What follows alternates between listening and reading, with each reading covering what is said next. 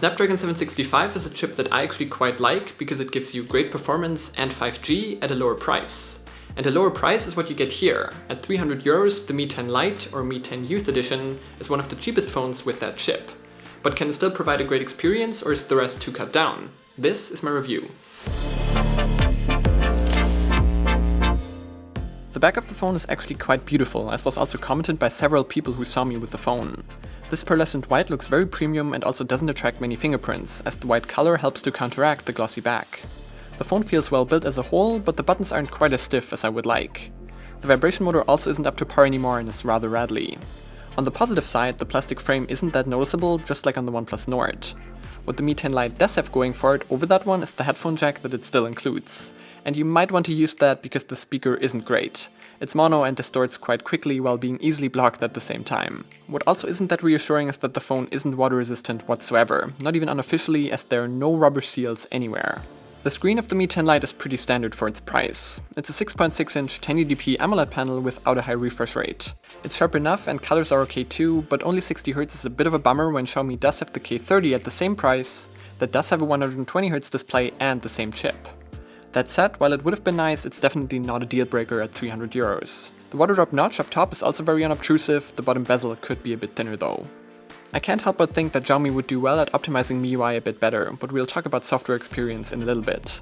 As it is, the phone does well in day-to-day tasks. Switching between apps is quite quick with fast loading times, and there are not really any perceivable stutters in the UI, a very smooth experience overall. But I think that just clicking Update All in the Google Play Store shouldn't make the phone chug. Again, this isn't representative of the daily experience, but stereo phases like this do happen from time to time. And this isn't because of the chip. All other Snapdragon 765 phones I tested had no issues with this. And a 90Hz screen would have also gone a long way toward making the interface feel even quicker.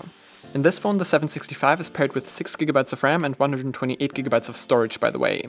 The optical underscreen fingerprint sensor is nice and fast, and of course one other selling point of the 765 is 5G. And I'm now closer and closer to saying that this is something you should look for in your next phone, at least here in Europe, as the coverage is now quite good with me having 5G connectivity probably more often than just LTE. But if you live in an area where the 5G build-out hasn't come as far, it's not a must-have. I did test the phone both with MIUI 11, which is what it shipped with, and the new MIUI 12 update that counterintuitively didn't change the Android version. I was quite harsh on it in my Poco F2 Pro review, but I think MIUI 12 did a lot to remedy some of my gripes. Most of the stock apps are actually Google's, and there are definitely a lot of nice functions in here. Lots of theming options, many advanced features for configuration of buttons and gestures, and I do like that they brought over the hints where to find stuff from One UI. Unfortunately, you also need those, as the settings menu isn't organized particularly intuitively. What I like is that the phone doesn't come with any pre-installed bloatware, unlike the Poco phone, but you do have to uncheck a box in setup to not end up with TikTok on your phone, which I think is a no-go. I'm still not a fan of the design of the software either, so I personally wouldn't daily drive it, but I know a lot of people are just fine with the look. What is also quite unfortunate is that the phone doesn't have a true always-on display option. You always have to tap to show the time, which is not the case on other Xiaomi phones. This is another one of those phones that comes with many cameras just to claim that it has them. The main sensor is a 48MP f1.8 affair we now find in a lot of phones, and that is paired with a secondary 8MP wide angle and two 2MP cameras for depth and macros that are just as useless as they always are. But let's get to the picture quality of the two actually useful sensors. The camera setup is quite similar to the OnePlus Nord, and a lot of what I said there also applies here.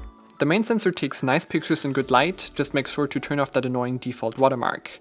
But like all Chinese phones, there's a lot of sharpening going on, and the shadow detail also isn't as strong as on the Nord. And sometimes it gets the white balance way off with a pinkish tint. The ultra-wide sensor is very soft, and the colors are also quite washed out sometimes, with dynamic range that is noticeably worse than on the main camera. But it does produce usable results when you need it. Selfies are pretty soft as well, and with a lot of backlight you can forget it. In low light, pictures from the main sensor also go downhill, especially in terms of sharpness. The night mode does a good job at making the pictures brighter and usable, but detail still isn't great. Video quality I actually found to be quite poor in terms of sharpness and contrast, so overall you won't buy this phone for the camera. Battery life on the Mi 10 Lite was actually quite solid for me, even if it's nothing special. I got about 1.5 days of battery life on average, sometimes inching closer to 2 and sometimes closer to a single day with a little bit left the next morning. That goes together with about 4 to 6 hours of screen on time without gaming. Charging is unfortunately not that fast at only 20 watts. With this you get to about 50% in half an hour and to full in an hour and 20 minutes. Other phones, even budget ones, are faster here.